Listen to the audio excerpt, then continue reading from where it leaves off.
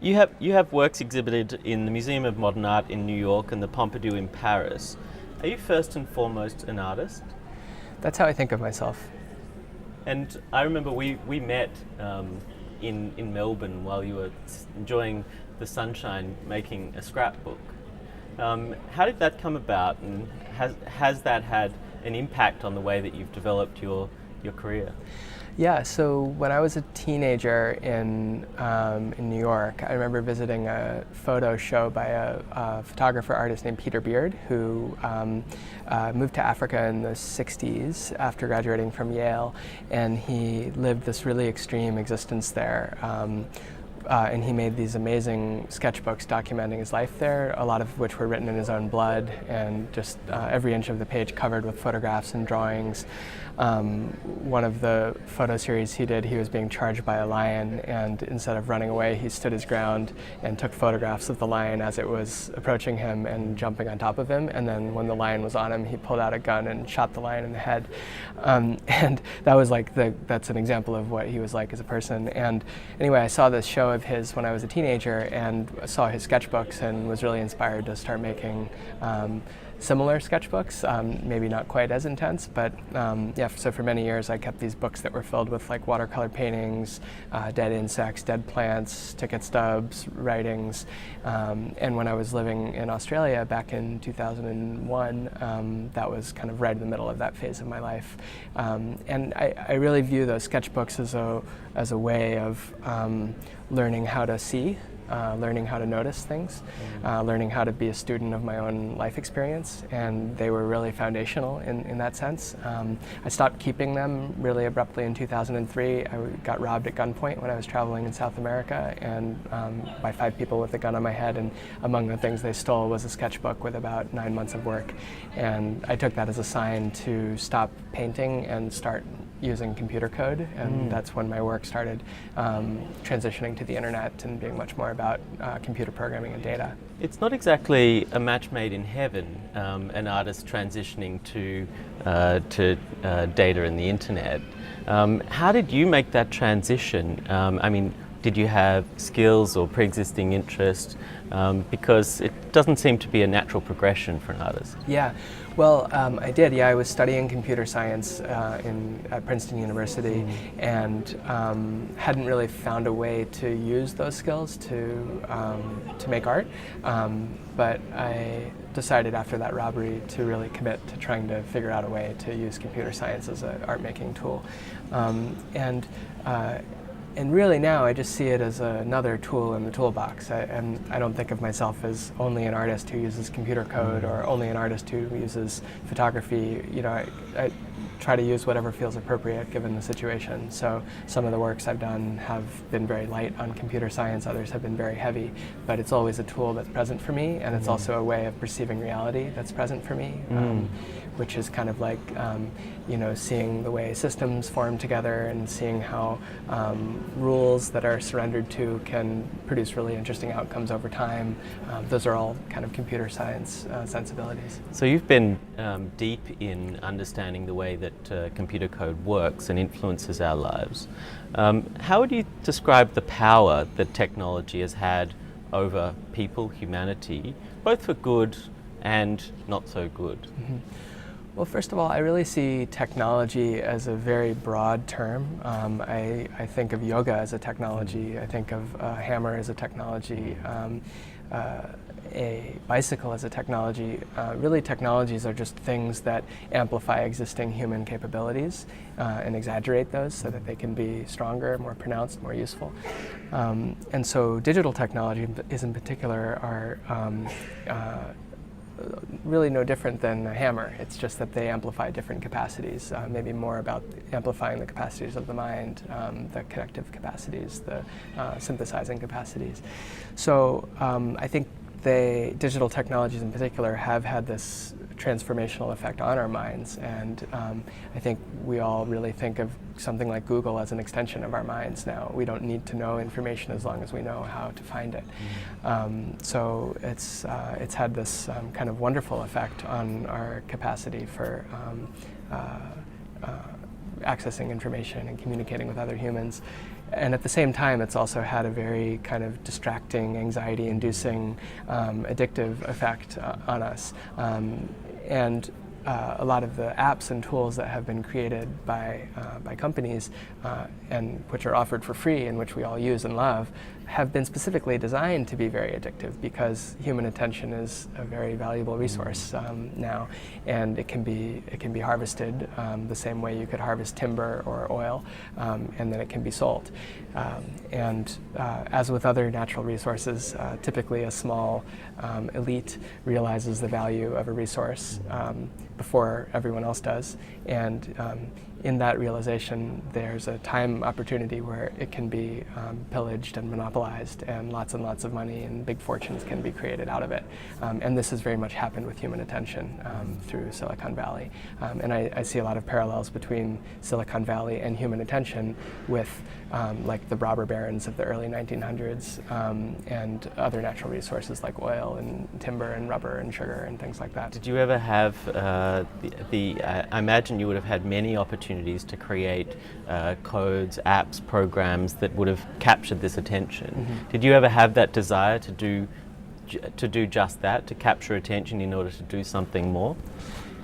Sure, but I think for me, I really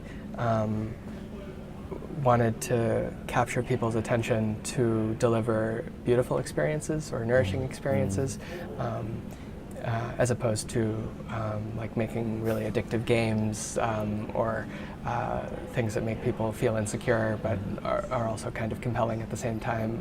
I've always seen technology really like a medicine that can be deployed for healing or for hurting, and I think just by nature I've been more drawn towards the medicines that heal. I think that you found some beautiful stories on the internet by filtering an incredible amount of data and putting it together in really interesting ways. What are some of the most interesting stories that you've come across? Oh, that's interesting. Well, I think for me, the most interesting story has been the story of the human species coming into self-awareness of itself as a single meta-organism that encompasses this whole planet and really this whole reality that we're inside of. And I think one of the most beautiful capacities of the internet is the way that it's helped us to see ourselves in those terms. It's almost as if we're each like a cell in a body. And as cells in a body, we have our individual agency and autonomy, and yet at the same time we're contributing to this larger organism, the body or the species. And so what the internet allows is to tell the stories of not just individual humans, but also the human collective, the human species. And I've been really interested in telling the story of that meta-organism. How does it feel? How does it dream? How does it think? How does it behave? What are its patterns? What are its behaviors? So for me, I've been really interested in that macro story. You've had many projects, and too many for me to name. Cowbird, We Feel Fine, the Balloons of Bhutan. What's been your favorite project? Well, I think the one for me that's proved the most timeless for me personally is probably also the simplest, which was a daily practice I started on my 30th birthday and continued for 440 days of taking a photo and writing a short story every day and posting them online before going to sleep.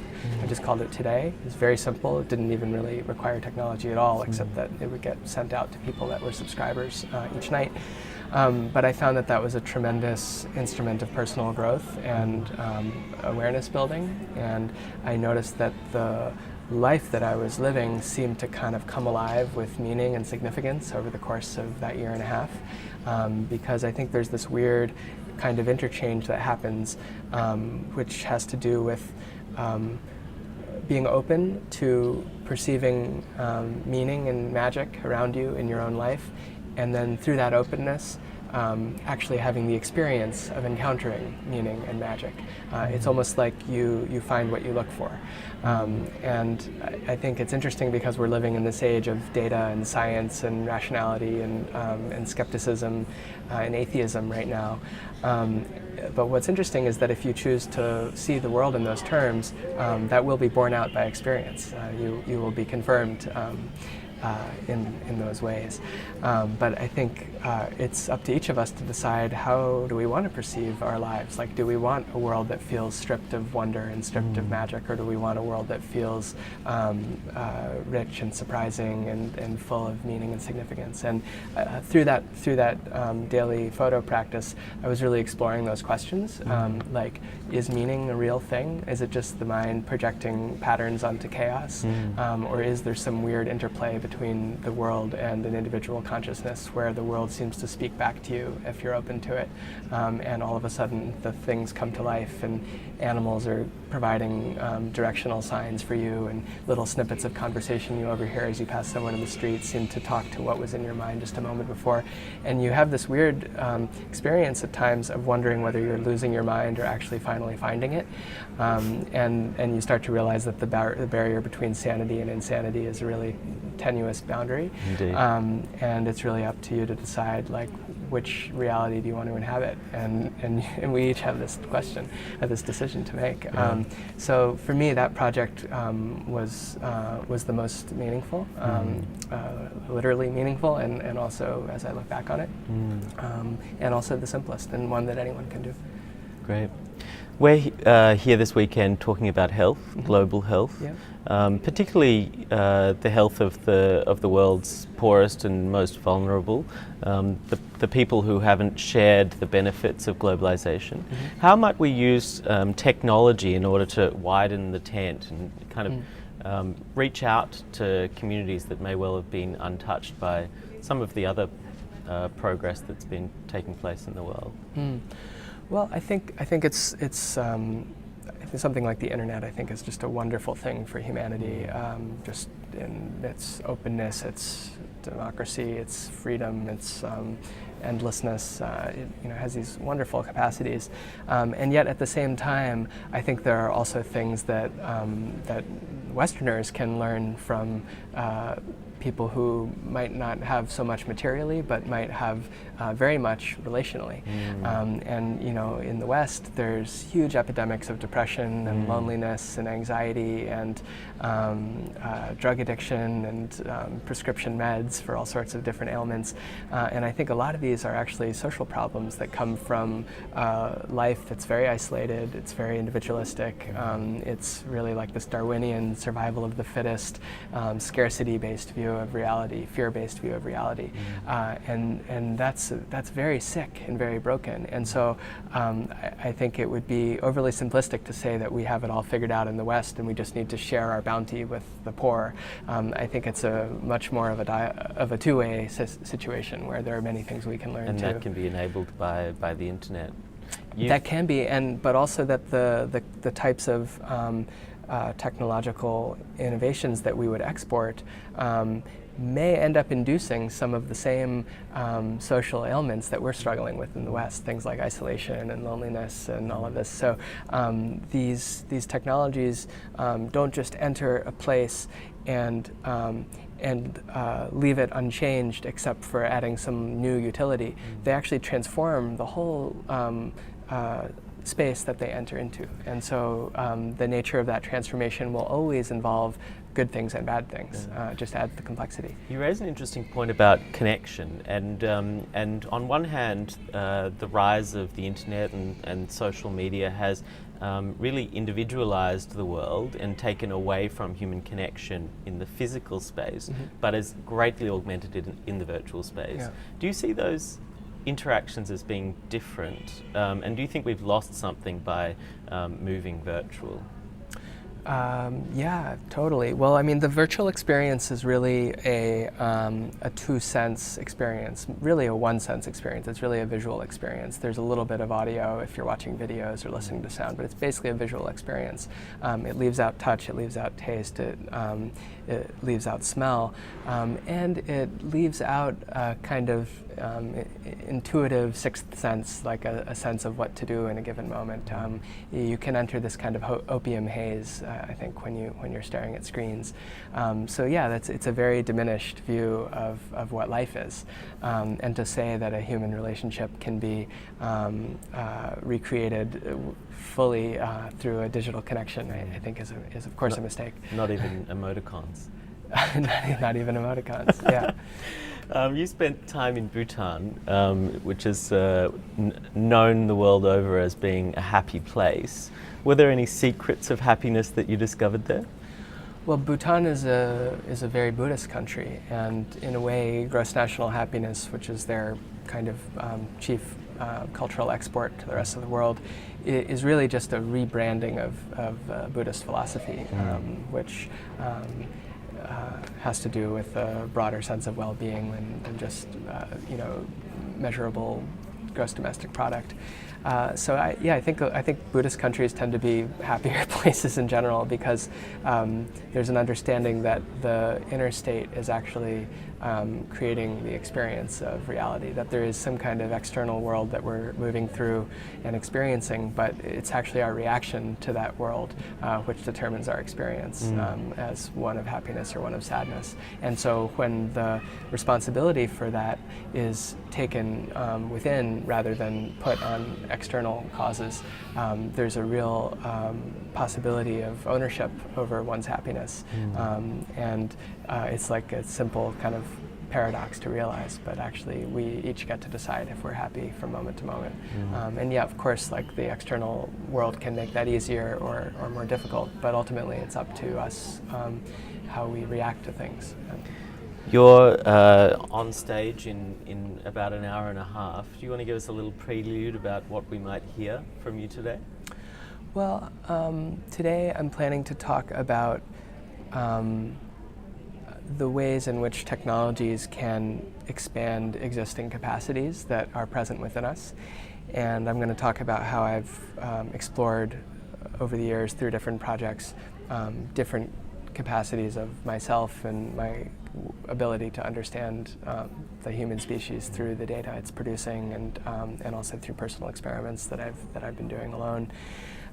So it'll be kind of a wide-ranging talk about exploring different human capacities. And I'm going to also show a new project called Network Effect, which has just been out a couple of weeks, which is about internet addiction and the psychological effect that large-scale internet use is having on our minds. So I'll talk about that as well a little bit. You've achieved a great deal already in a short time. What does the future hold for John Harris? Well, I'm from an artistic perspective, I'm getting really interested in rituals and the prayer-like capacity of art, and the way in which an act performed with great intention may have the ability to transform the energetic qualities of a space or of a situation or of a human relationship. And so that's a very new frontier for me artistically, and I haven't released anything publicly yet, but I'm working on a project that's a lot about ritual and prayer, almost like the shamanic capacities of art as a transformer of a space. So artistically, that's very present for me. And beyond that, I'm just trying to build a life that works, and a relationship that works, and a home that works, and a sense of completeness and acceptance and balance. Well, Lloyd, I would put the same question back to you. We knew each other when we were young whippersnappers in college, and I've been also very much admiring all the not just the work that you've done, but what an interesting life you've led with the airplane medicine and becoming a doctor and putting this conference together. It feels to me like you have a tremendous amount of momentum and goodwill that you've built up just seeing how people respond to you. So I would ask you the same question: where do you hope to? What kind of future do you hope to imagine? It's a really good question.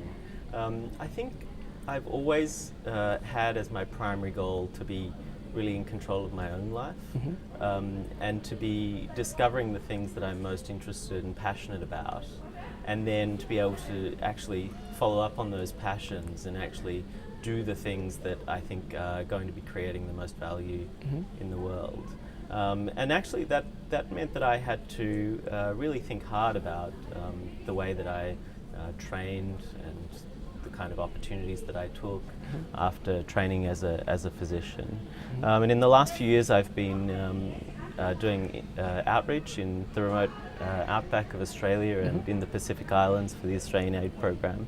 And I've invested a lot of time in building up global ideas because I really believe in the capacity of global ideas to create a very rich multidisciplinary community in order to foster and catalyse innovation in global health. We are the future as the millennial generation, and I think that we have the capacity to influence the future. So I really wanted to think about the kind of tools that we needed to do that.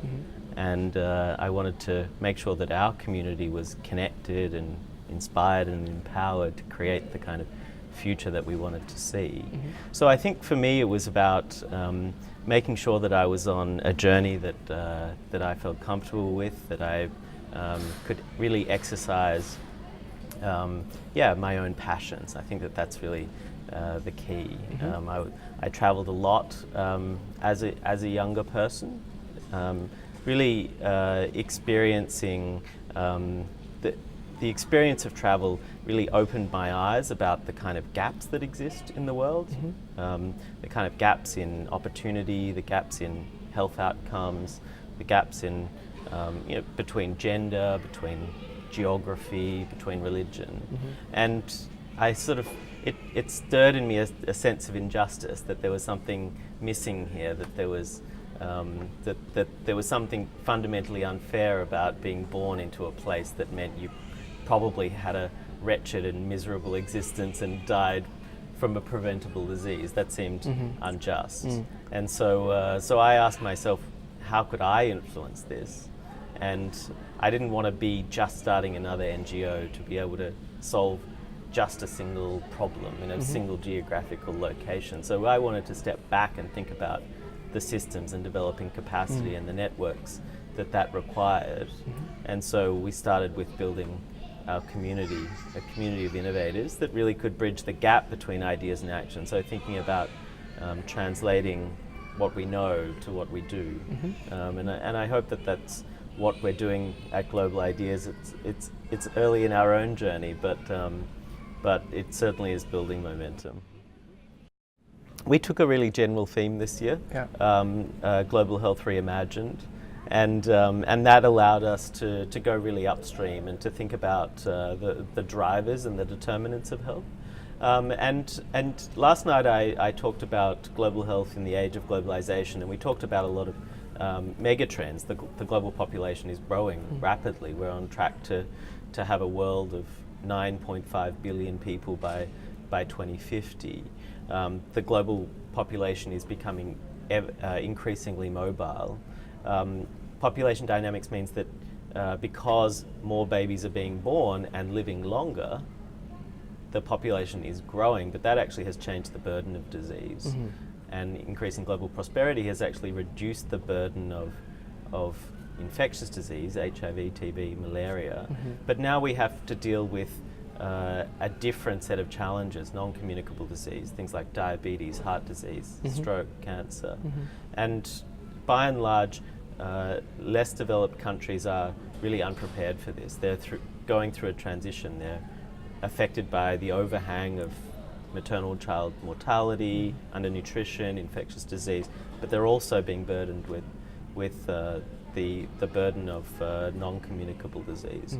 And so we need to think as a global community about how we actually build the systems that can deal with these problems, and how we can create the networks that we need in order to create the breakthrough. So the message that I had last night was about building a networked community that bridges health and non-health.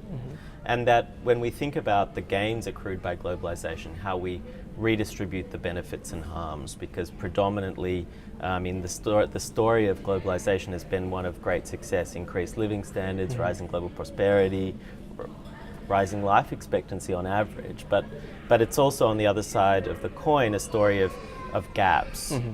The benefits have accrued to the already powerful, while the harms have accrued to the dispossessed and the marginalised, not least the world's indigenous peoples, where I work, for example, in the remote outback of Australia. Absolutely dispossessed, marginalised people who have life expectancies vastly cut short compared to the non-Indigenous population, even in a wealthy nation such as Australia.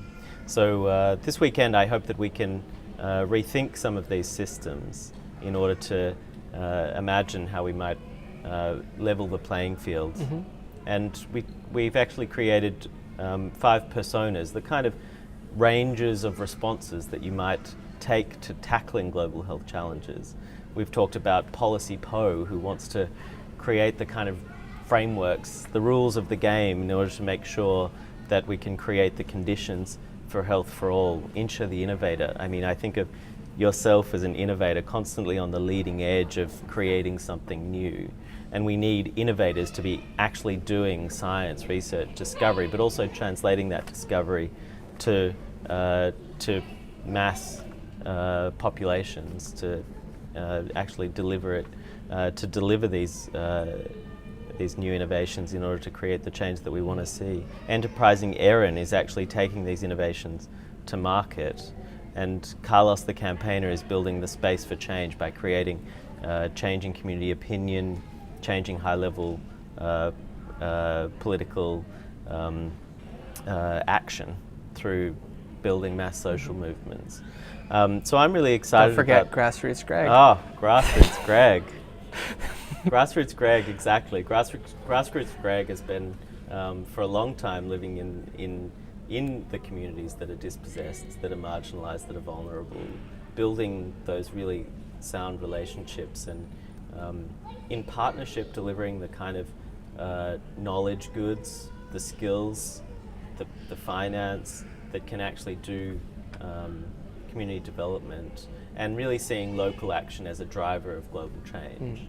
So, so I'm really excited about how we've managed to pull this together, and thinking about the fact that everybody inside health, outside health, has something to offer global health, including you as a digital artist. That's I'm really proud to have you here talking to our crowd this weekend. Well, and like what I actually appreciated the most of your talk last night was the Proust quote, where I think something like, the task is not to travel new landscapes, but to develop new eyes, or something like That's right.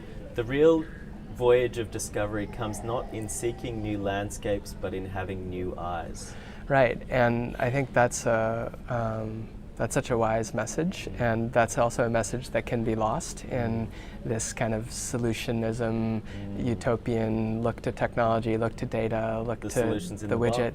That the solution is actually inside each of us, and it can be helpful to use certain tools and techniques and technologies, but they can only take you so far, and that ultimately it has more to do with developing new eyes, new ways of seeing your reality. And what's so wonderful about that is that it's available to each of us, and it's free. It just takes mastering your own mind, mastering your own attention. We've spent a lot of time this weekend talking about how we actually improve our individual and collective agency to create change. So what are the kind of, what is the mindset, but then what are the tools that we need in order to think about how one can influence the many, and the many can influence the many, sort of the Rogers curve of adoption of technology applies to ideas.